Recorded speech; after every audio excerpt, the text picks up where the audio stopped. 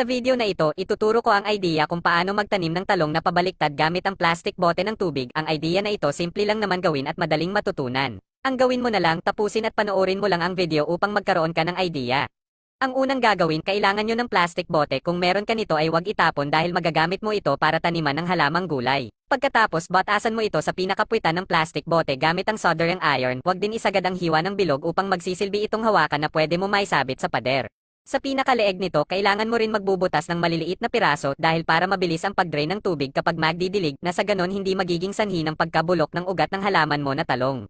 Kapag natapos mo na lahat ng plastic bote mabutasan, maaari mo nang kunin ang mga binhi ng talong na inyong itatanim dito. Dahil pabaliktad ang paglalagay mo ng binhi sa plastic bote, kailangan mong ilagay sa plastic cellophane ang binhi para madali mong mailusot sa ulo ng container na sa ganon hindi mababali ang mga dahon nito.